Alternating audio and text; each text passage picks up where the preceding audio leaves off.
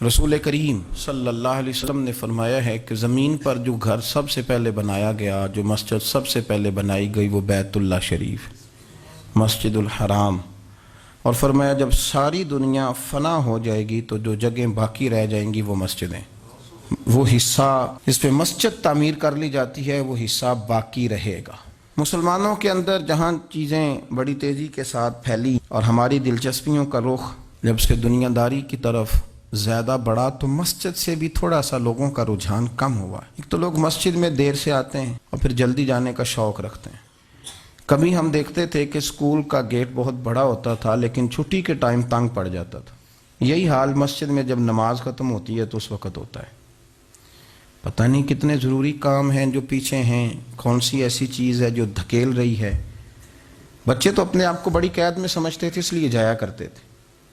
لیکن مسجد سے اس تیزی سے نکلنا، نماز پڑھنے والوں کی نماز کا خیال نہ کرنا، کسی کی تکلیف کا احساس نہ کرنا اور شدت کے ساتھ وہاں سے نکلنے کی کوشش کرنا،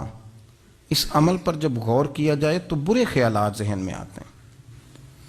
ایسی چیزیں ذہن کے اندر آتی ہیں جن کا ایک مسلمان کے حق میں ہونا ٹھیک نہیں۔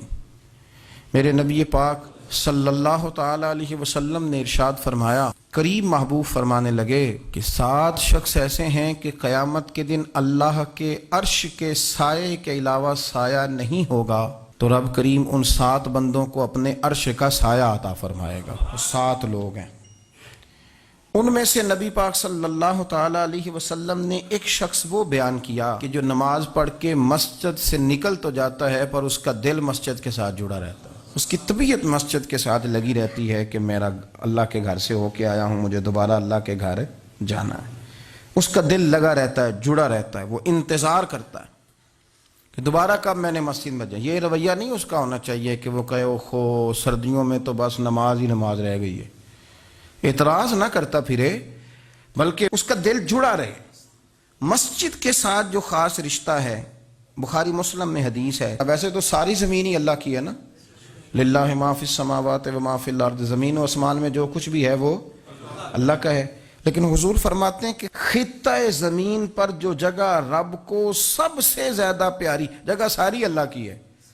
پر جو اللہ کو سب سے پیارا ٹکڑا ہے وہ جگہ ہے جہاں مسجد بنا دی جاتی ہے۔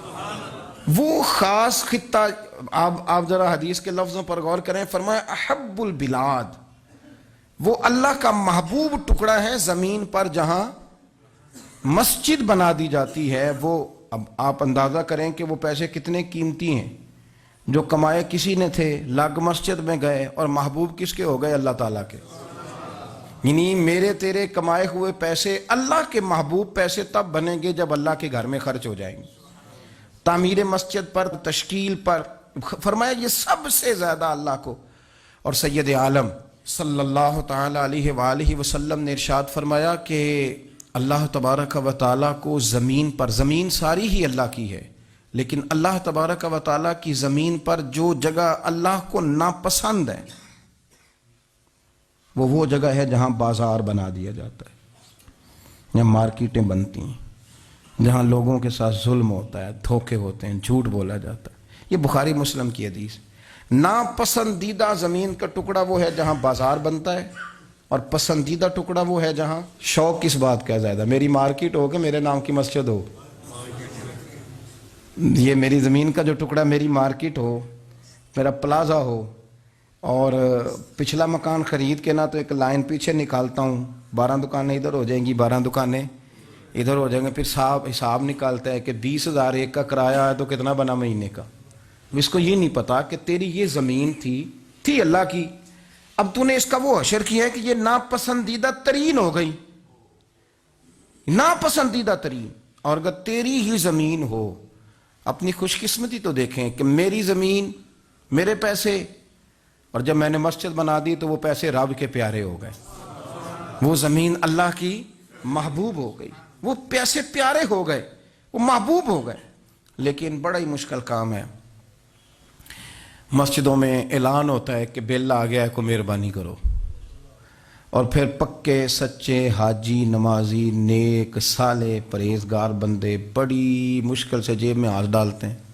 اور جو باہر آتا ہے اس میں پورا 100 روپیہ نکل آتا ہے، پورا ہی 100 یعنی کہ، اور گننے میں آپ کو پتہ ہے 1 روپیہ کر کے گنے تو 5-7 منٹ تو 100 گننے میں لگ ہی جاتے ہیں، پھر وہ گننا پڑتا ہے۔ اور مسجد کی ٹوپیوں میں سے، مسجد کے